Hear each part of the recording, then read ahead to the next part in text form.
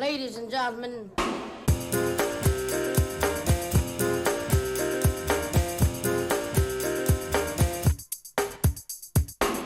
Bonjour Frédéric. Bonjour. Alors, qu'avez-vous lu d'intéressant? D'abord, il y a une disparition. Vous connaissez peut-être pas le documentariste Don Alan Pennebaker, sauf que vous connaissez évidemment Bob Dylan, Jimi Hendrix ou David Bowie, bien sûr. Or, il se trouve que c'est lui, Pennebaker, qui réalisa certains des plus grands documentaires sur les stars du rock. On le voit ici sur la photo, c'est celui avec le chapeau et la caméra, bien sûr, à la main.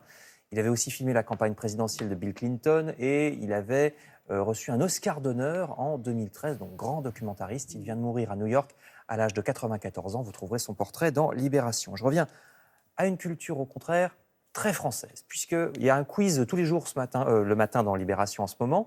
Et ce matin, il est consacré au fromage. Ah, Quel chanteur de rock français a consacré un titre à la cancoyote?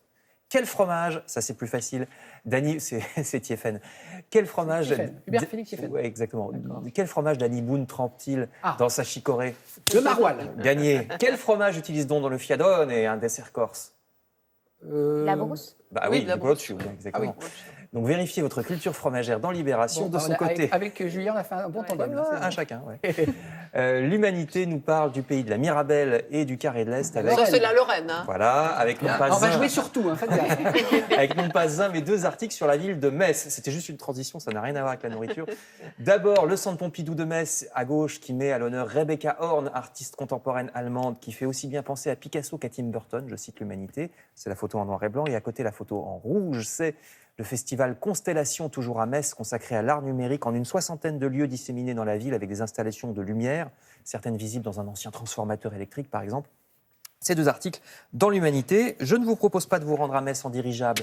Pourtant, vous savez que tout près à Chamblay vient de se terminer le plus grand rassemblement annuel de montgolfières au monde. Mais ce matin, le Figaro nous parle du renouveau des dirigeables. Alors, à distinguer des montgolfières qu'on ne peut pas diriger, le dirigeable, on peut le diriger, alors que la montgolfière, elle file au vent.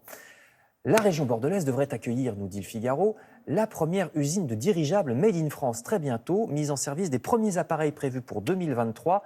Et c'est pas seulement pour le tourisme, hein. Le dirigeable permet aussi de transporter des charges très lourdes, ce qui peut être intéressant, et puis à moindre coût. On peut quand même rêver un jour à une reprise des voyages en zeppelin, comme dans les années 30, silencieux, beaucoup moins polluant que l'avion, et qui ne risque plus l'incendie. Puisqu'on ne met plus de l'hydrogène maintenant, c'est de l'hélium qui ne brûle pas.